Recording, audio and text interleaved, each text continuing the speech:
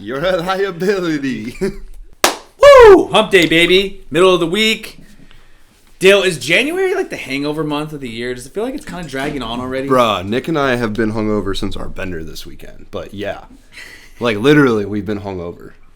You've on like a month-long bender. No, not a month. I think so. Dude, you guys were all gone. Like, you heard all the homies were gone during December.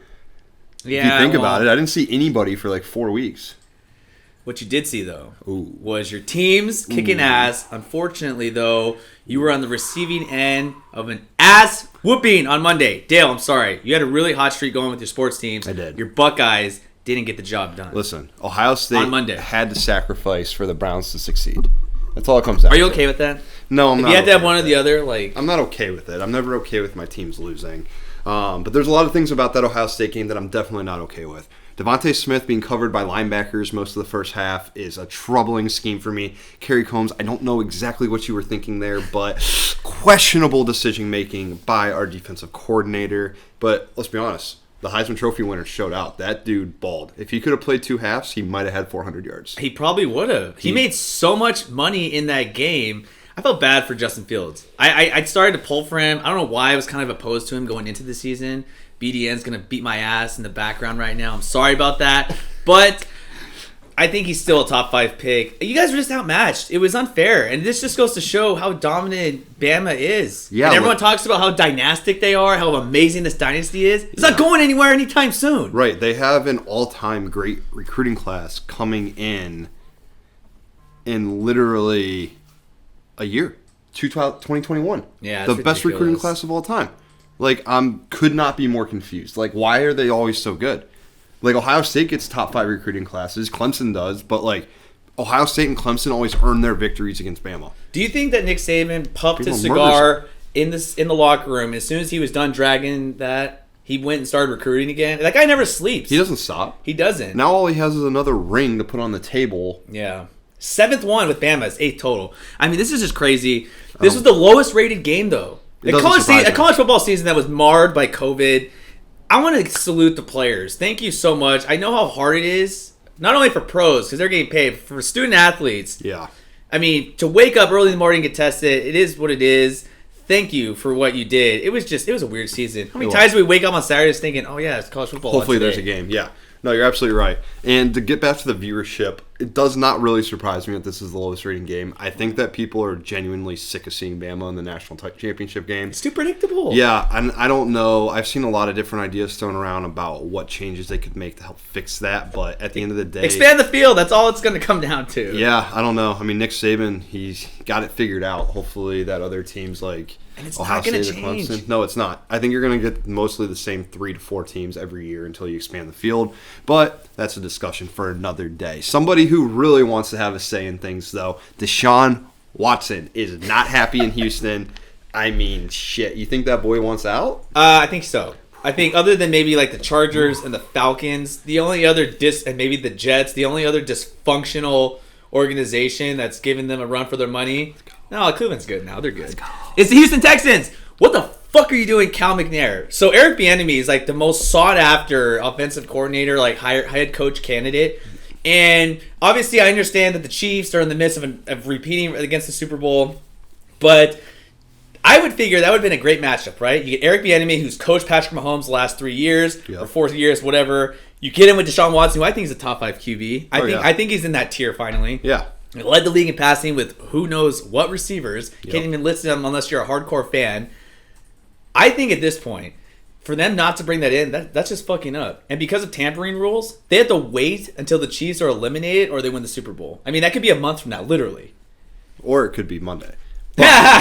against the Browns. But no, I don't know. I feel Deshaun Watson's pain here. Like, it's tough to go in. He doesn't have a running game. This last year, he really didn't have any receivers. They got rid of an all-time talent wide receiver for pennies. Literally another hand job. Yeah, they sent DeAndre Hopkins to Arizona. Yeah.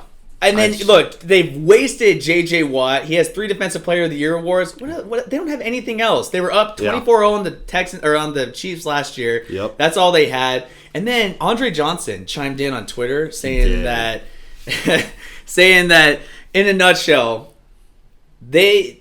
do not know what they're doing. Yeah. It's pathetic. And for them to pull this move, you got to listen to what he says. Andre Yeah. Johnson's the type of guy, he's not really getting The Texans have literally wasted 3 Hall of Fame careers potentially with Andre Johnson, Deshaun Watson, and J.J. Watt. Yeah. And it's sickening to see. Part of me really wants the Dolphins to pull off a trade, and part of me really wants the Houston Texans to say, you know what? You guys can take Deshaun, but you're also taking J.J. Watt's money and salary with him. Let those two go to Miami for a couple years.